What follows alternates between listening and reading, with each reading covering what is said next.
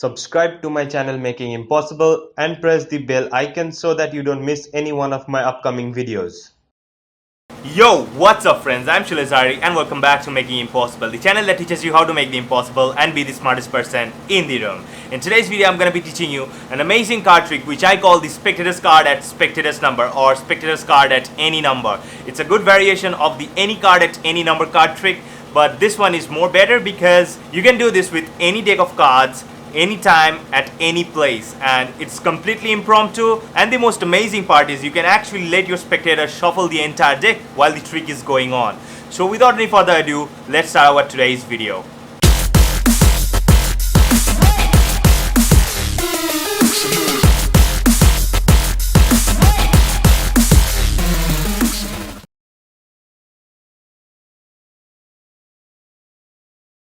I'll feature one lucky Instagram user every Monday in my Smack That Monday episodes. If you want your Instagram profile or page to be featured in my next Smack That Monday episode, follow the simple steps that are given in the video description. So now, let's continue. Okay guys, here is the performance of this card trick, and for this performance, I'm the magician and you are the spectator. Okay, so that you can see this card trick from the spectator's point of view and see how it actually looks like. So as you can see, I have this deck of cards, and as I told you in the beginning that this card trick doesn't include any kind of card stacking, which means you don't have any secret order. So for that reason, I can actually shuffle this deck as many times as I want. Now you can see over here, these cards are completely mixed up, right? And what you're going to do at this point is, as I spread this deck, you're going to select one playing card with your fingertip, okay? You're just going to touch one playing card, and let's say you touch this one, okay? This playing card. I'm not going to look at that playing card. You just keep that playing card in your mind. That's your selection, and I'm going to put that card back wherever it was. So I'm actually going to put that card back wherever it was, and I'm actually going to close the deck just like this. Okay, so I know that your card is somewhere over here, but I don't know what your card is, and you know what your card is as well as wherever it is. So I'm going to confuse you right now. I'm actually going to mix this deck just like this, so that you don't have any clue wherever your card is at this moment. So you don't know where your card is actually getting mixed up in this moment, okay? But you know that your card is somewhere inside this deck. So just do me a favor. Think of a number between 1 and 52.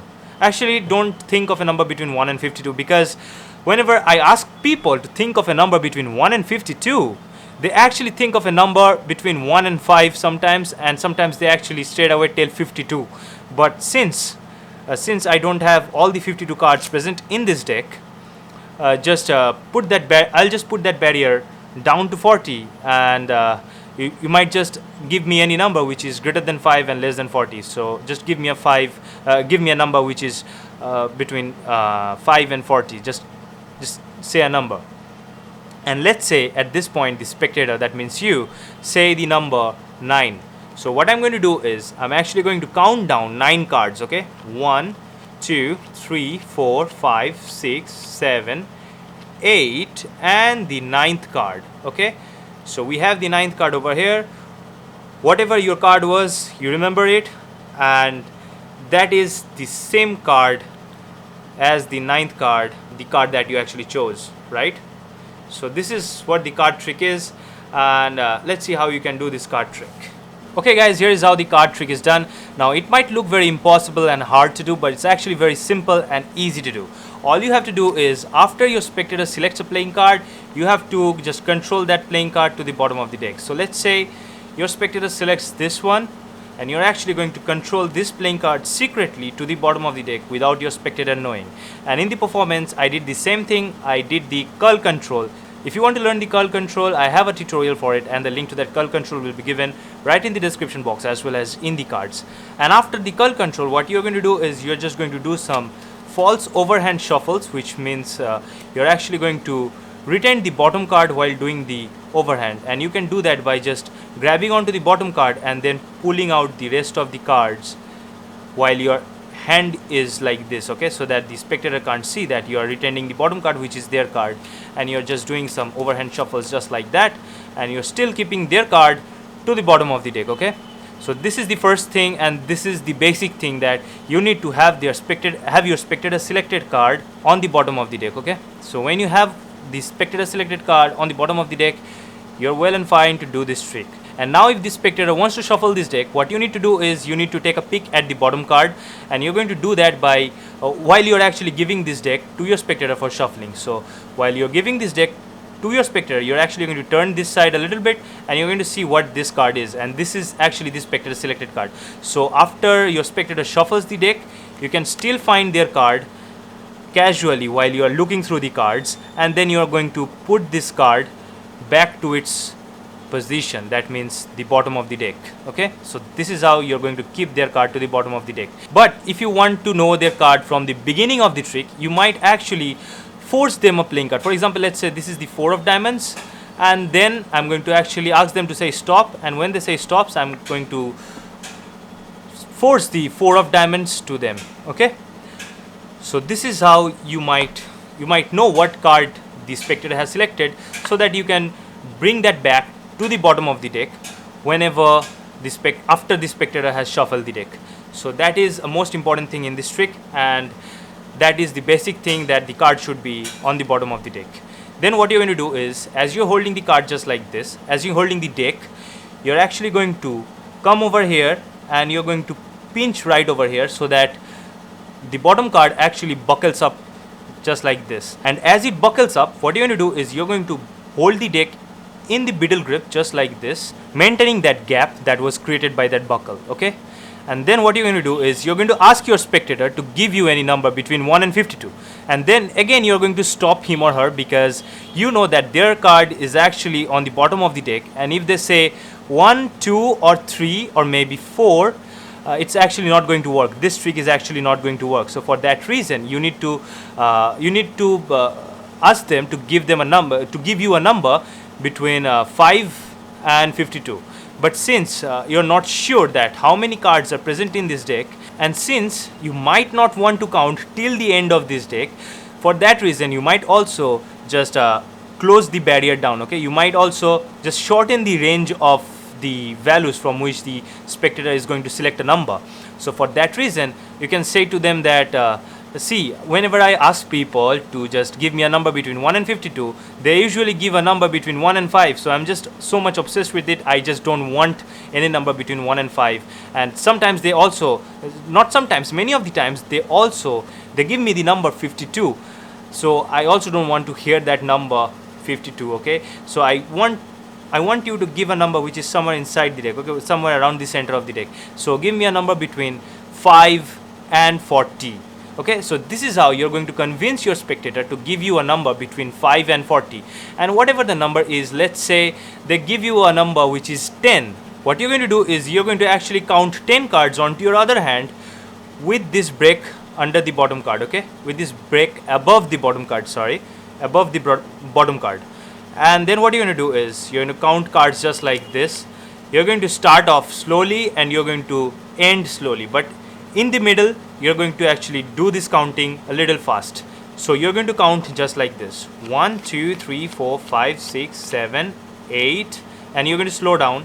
Then you're going to do the 9, and as you are going to take the 10th card, before taking the 10th card, you're actually dropping this card, the spectator's card, secretly onto the top of this pack, and then you're actually taking that card. So the spectator's card is right now in the second position, which is the 4 of diamonds, which was actually on the bottom of the deck.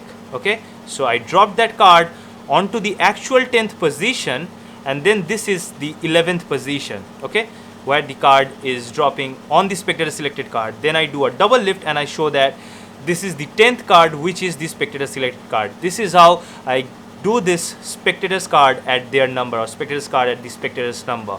So this is how I do it, and then I do the KM move to make it a single card. Okay, and then I take this pack and put it onto the bottom of the deck. Okay, now I'm going to actually show you this one last time, and this will be the final time I'm going to show you this.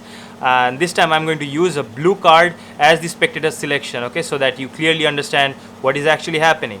So whenever they are actually putting their card in the center of the deck, they are leaving their card in the center of the deck, whatever you're doing, you're just actually controlling their card to the bottom of the deck. Okay, and after you have controlled their card to the bottom of the deck, you're going to take a break under the above the card, above the bottom card, and then whatever your spectator gives, whatever number your spectator gives between 5 and 40, you're going to count to that number. But before dropping that last card, you're actually going to drop this card on the top of the other pack. So let's say the spectator gives 7, you're going to count 1, 2, 3, 4, 5, 6, and before counting the 7, you're actually going to come over here. While taking the card, you're dropping this card on top of this pack.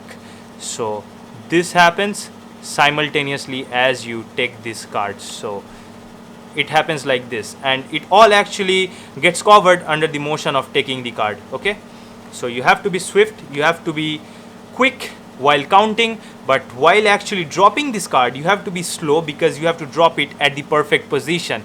And this actually justifies, because you're actually it looks like that you're actually trying to create an environment of mystery while you're slowing it down, so that the spectator thinks that something is going to happen. So 1, 2, 3, 4, 5, 6, 7. So you actually slowed down to actually drop this card onto the perfect position, onto the perfect top of this pack.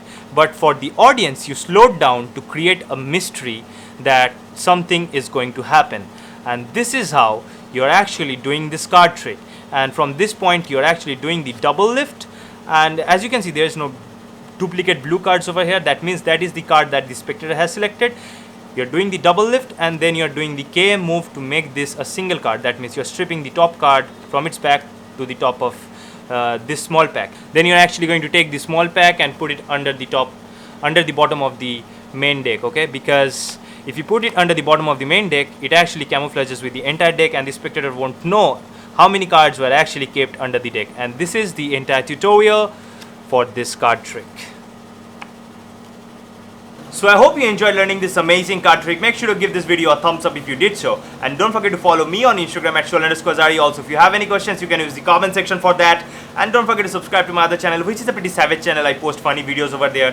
And the link to that channel will be given right in the description box, as well as in the cards. And don't forget to smash the subscribe button of this channel if you're not a subscriber yet.